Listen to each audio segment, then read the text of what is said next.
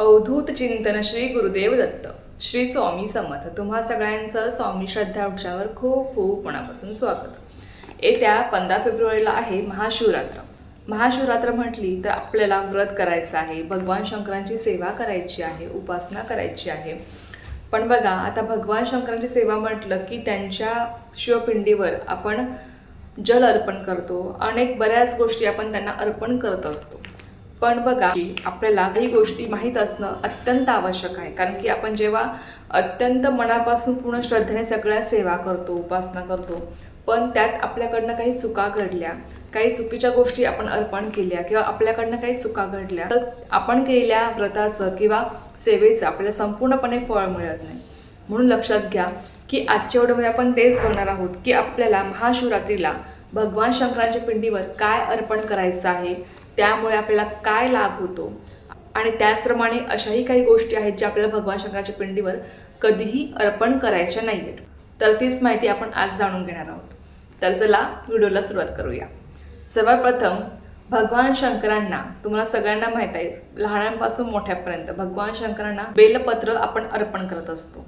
बेलपत्र हे भगवान शंकरांना अतिशय प्रिय आहे. त्याचप्रमाणे बेलपत्र हे त्रिनेत्राचं आणि त्रिशूलाचं प्रतीक मानलं जातं. बेलपत्र आपण अर्पण केल्याने भगवान शंकरांचे आपल्याला विशेष कृपाशीर्वाद प्राप्त होत असतात. त्यानंतरची दुसरी गोष्ट आहे जे पाणी आणि दूध. भगवान शंकरांना गंगाजल किंवा शुद्ध पाण्याने तुम्हाला अभिषेक करायचा आहे. त्यामुळे भगवान शंकर आपल्या भक्तांच्या इच्छा पूर्ण करत असतात. त्याचबरोबर तुम्ही कच्च्या गाईचे दूध सुद्धा अर्पण करू शकता किंवा केशरयुक्त किंवा मध मिसळलेले दूध सुद्धा तुम्ही भगवान शंकरांना अर्पण करू शकता. त्यामुळे सुद्धा आपल्याला अधिक पुण्य लाभत असते. त्यानंतरची तिसरी महत्त्वाची गोष्ट आहे ती म्हणजे भांग आणि धोत्रा. भगवान शंकरांना भांग आणि धतुरा सुद्धा अतिशय प्रिय आहे. आणि जे भक्त भगवान शंकरांना भांग आणि धोत्रा अर्पण करतात त्यांना मानसिक आणि भौतिक सुख लाभत असते.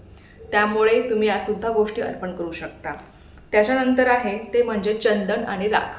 भगवान शंकरांना चंदन आणि राख सुद्धा अर्पण केली जाते आणि त्यामुळे भगवान शंकरांचे विशेष कृपाशीर्वाद आपल्या भक्तांना लाभत असतात. बघा, भगवान शंकरांना राख अर्पण केल्याने म्हणजेच भस्म अर्पण केल्याने भक्तांची पापे नष्ट होतात. त्याचबरोबर जेव्हा आपण भगवान शंकरांना चंदन अर्पण करतो त्यामुळे त्या भक्तांना श्रीमंती प्राप्त होत असते. तर यासुद्धा गोष्टी तुम्हाला अर्पण करायच्या आहेत. त्याचबरोबर बघा, भगवान शंकरांना आपल्याला फुले आणि अक्षदा अर्पण करायचे असतात. आता फुले म्हटलं की कोणती फुले? भगवान शंकरांना पांढरी फुले आवडतात, त्यामुळे तुम्हाला पांढऱ्या रंगाची फुले अर्पण करायची आहे. त्याचबरोबर तुम्ही पिवळ्या रंगाची सुद्धा फुले अर्पण करू शकता. त्याचबरोबर भक्तांनी जर भगवान शंकरांच्या पिंडीवर अखंड अक्षदा अर्पण केल्या तर त्यांना सौभाग्य आणि समृद्धी लाभत असते. त्याचबरोबर भगवान शंकरांची विशेष कृपाशीर्वाद आपल्याला मिळत असतात. त्याचबरोबर तुम्ही भगवान शंकरांना मिठाई सुद्धा अर्पण करू शकता. बघा, भगवान शंकरांना तुम्ही शुद्ध गायच्या तुपामध्ये बनवलेले खीर, हलवा या गोष्टी तुम्ही भगवान शंकरांना अर्पण करू शकता. भगवान शंकरांना आपल्याला सात्विक अन्नच अर्पण करायचं असतं. जेव्हा सात्विक अन्न आपण भगवान शंकरांना अर्पण करतो तेव्हा आपल्याला दीर्घायुष्याची प्राप्ती होते आणि आपल्याला आरोग्य मिळत असते. तर या ज्या काही गोष्टी आहेत त्या आपण भगवान शंकरांना अर्पण करू शकतो आणि त्यामुळे हे लाभ आपल्याला होत असतात. आता आपण बघूया की अशा कोणत्या गोष्टी आहेत ज्या आपल्याला भगवान शंकरांना चुकूनही अर्पण करायचे नाहीत. त्यामुळे काय होतं ना की आपण केलेल्या व्रताचं किंवा आपण केलेल्या सेवेचं आपल्याला संपूर्णपणे फळ मिळत नाही. बघा, कुठलाही देव आपलं कधीही वाईट करत नाही. देव जे काही करत ते फक्त आपल्या भल्यासाठीच असते. पण आपल्याकडनंही काही चुका घडू नये किंवा आपल्याला या गोष्टीची माहिती असायला हवी यासाठी तुमच्यासोबत मी आज ही माहिती शेअर करत आहे. तर अशा कोणत्या गोष्टी आहेत ज्या आपण भगवान शंकरांना कधीही अर्पण करू नये, त्यामुळे आपण केलेल्या सेवेचं आपल्याला कधीही फळ मिळणार नाही. कारण की बघा, आपण इतकं मनापासून व्रत करतो, सेवा करतो, जी काही तुम्ही उपासना करणार असाल ती तुम्ही अगदी मनापासून पूर्ण श्रद्धेने करणार आहात. मग बघा, अशा छोट्या छोट्या चुका जर आपल्याकडनं झाल्या तर आपण केलेल्या सेवेचं कुठेतरी आपल्याला संपूर्णपणे फळ मिळत नाही. त्यासाठी आपल्याला ही माहिती असणं आवश्यक आहे. तर आता आपण बघूया की भगवान शंकरांना आपल्याला कोणत्या गोष्टी अर्पण करायच्या नाहीत. त्यातली पहिली गोष्ट आहे ती म्हणजे तुळस. भगवान शंकरांना तुळस कधीही अर्पण केली जात नाही. त्यामागचं कारण म्हणजे भगवान शंकराने जालंधर याचा वध केला होता. त्याची पत्नी म्हणजे रुंदा म्हणजेच तुळस होती. त्यामुळे तुळशीने ठरवलं होतं की मी कधीही भगवान शंकरांच्या पिंडीवर जाणार नाही. म्हणून आपल्याला भगवान शंकराच्या पिंडीवर कधी तुळस अर्पण करायची नसते. त्यानंतरची गोष्ट आहे ती म्हणजे बघा, तुम्हाला तुटलेले तांदूळ कधीही भगवान शंकरांच्या पिंडीवर अर्पण करायचे नसतात. तांदूळ घेताना अखंड तांदूळ आहे का, ते अक्षदा अखंड आहे का हे बघून आपल्याला घ्यायचं आहे. तुम्ही मोजून 11 किंवा 21 तांदूळ असे तुम्ही अर्पण करू शकता, पण ते पूर्णपणे अखंड असले पाहिजे. तुटलेला तांदूळ आपल्याला चुकूनही भगवान शंकराच्या पिंडीवर अर्पण करायचा नसतो. त्याचं कारण म्हणजे तांदूळ हे आपल्याला समृद्धी देतं, सौभाग्य वाढवत असतं. आणि जेव्हा आपण भगवान शंकरांना तुटलेलं तांदूळ अर्पण करतो तेव्हा ते अपूर्णतेचं प्रतीक आहे असं मानलं जातं. जेव्हा आपण अखंड तांदूळ किंवा अखंड अक्षता भगवान शंकरांना आपण अर्पण करतो तेव्हा ते परिपूर्णतेचं प्रतीक आहे असं मानले जाते. म्हणून लक्षात घ्या की भगवान शंकरांच्या सेवेमध्ये तुम्हाला अखंड अक्षताच अर्पण करायच्या असतात, जे आपलं समृद्धी आणि सौभाग्य वाढवत असतात. त्यानंतरची तिसरी गोष्ट आहे ती म्हणजे केवड्याचे फूल. भगवान शंकरांना केवड्याचे फूलसुद्धा आपल्याला अर्पण करायचं नाही. त्यामागचं कारण म्हणजे बघा, एका आख्यायिकेनुसार असं म्हटलं गेलं आहे की ब्रह्म आणि केवडा भगवान शंकरांना खोटं बोलले होते. त्यामुळे भगवान शंकरांनी ठरवलं होतं की केवड्याचं फूल मला कधी अर्पण केलं जाणार नाही. आणि तेव्हापासून केवड्याचं फूल कधी भगवान शंकरांना अर्पण केलं जात नाही. तर ही सुद्धा एक गोष्ट आहे जी आपल्याला माहीत असायला हवी. त्यानंतरची चौथी महत्त्वाची गोष्ट आहे ती म्हणजे बघा, भगवान शंकरांना आपल्याला दूध अर्पण करताना एक काळजी घ्यायची आहे.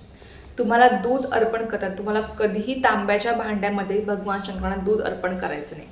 आपल्याला तांब्याच्या भांड्यामध्ये फक्त भगवान शंकरांना जल अर्पण करायचं असतं.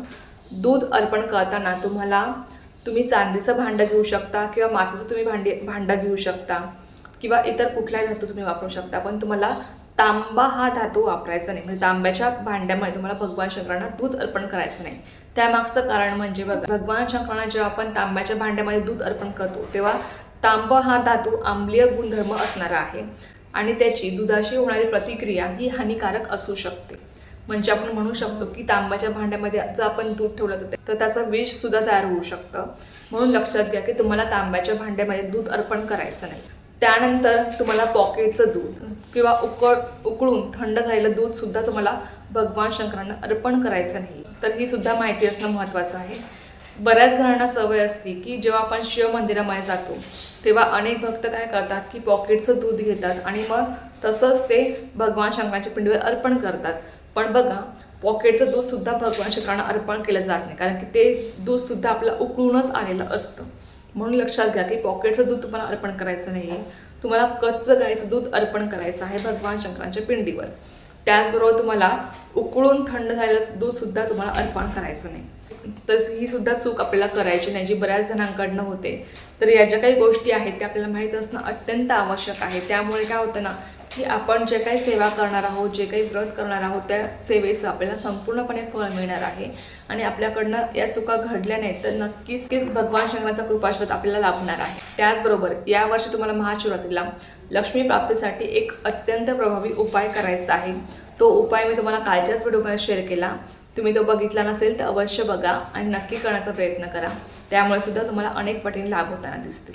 तर चला, ही एक अत्यंत छोटीशी पण खूप महत्त्वाची माहिती होती जी मला तुमच्यासोबत शेअर करायची होती. राहिली सेवा मी स्वयं माझ्याकडे रुजू करते आणि आजचा व्हिडिओ तेच थांबवते.